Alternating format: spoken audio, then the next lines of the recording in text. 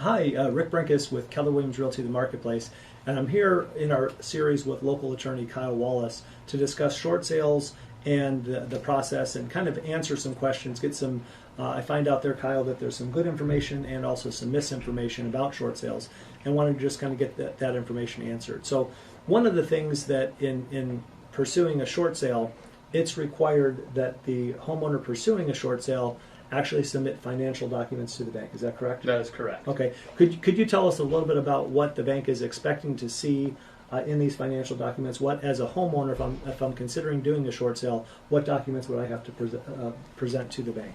Yeah, thank you for having me, Rick. Some of the documents you're going to have to present to the bank, financial documents, are going to be 2 most recent pay stubs. Right? Okay. They want to see how much money you're making and compare that against how much money you're spending. They're going to want to see 2 bank statements, 2 months bank statements. That they generally will ask for updated both pay stubs and bank statements to make sure that there's no irregularities. They want to see that you're using the money for what you're saying you're using it for. Okay. They want Excellent. 2 years tax returns. Okay, those tax returns may be to justify a financial change of conditions. They may just be to show what your work history or earning potential is.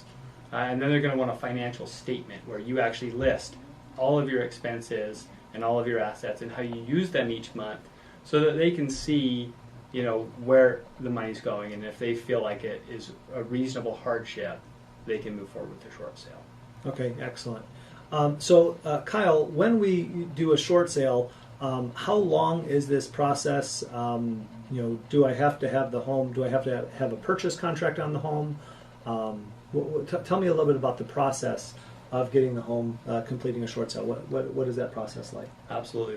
The process itself is difficult to determine how long it's going to take.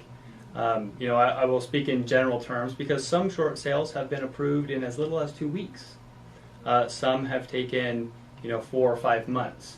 Okay. And it's going to depend on a number of factors. And one of the main factors that you'll see is how willing the seller is to participate, or how willing the borrower is to say, if the bank asks for these documents, I'm going to produce them.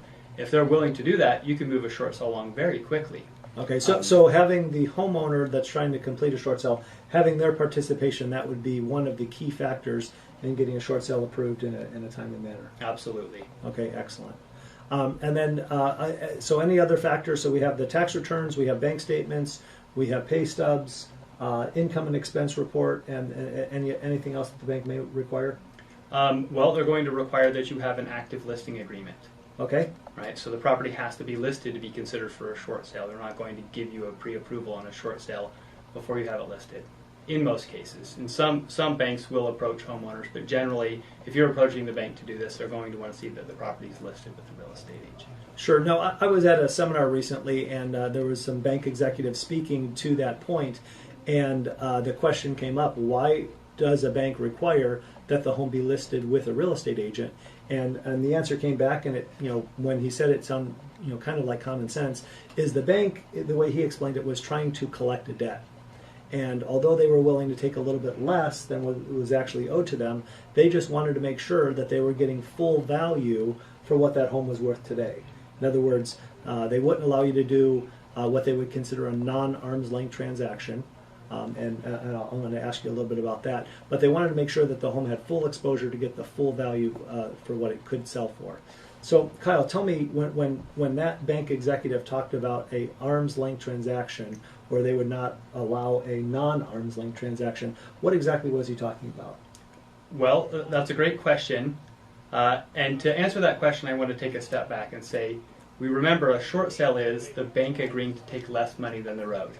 Okay. So they're trying to collect a debt. They're willing to accept less money than was actually owed to the bank. So if you're accepting less money than you're owed, what you don't want is the person who owns that property to still own it after you agree to take less money. Okay, that seems to make sense. Or you don't want them to sell it to their brother, who's going to give the house back to them. You want some distance there. So you want to make sure that, as you're looking at this from a bank's perspective, that they have a legitimate hardship, and that they're, because of that hardship, they're truly selling it to someone.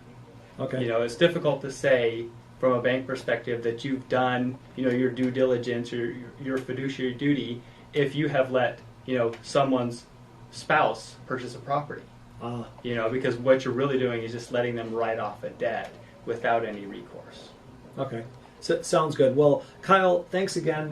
This is part of our continuing series on short sales and various answers and questions that people may have about that. Again, my name is Rick Brinkus with Keller Williams Realty, the Marketplace. Right here in Las Vegas, I can be reached at 702-456-5959, or you can email me at property@brinkus.com. That's B as in boy, RENKUS.com. Thanks, and we'll talk with you soon.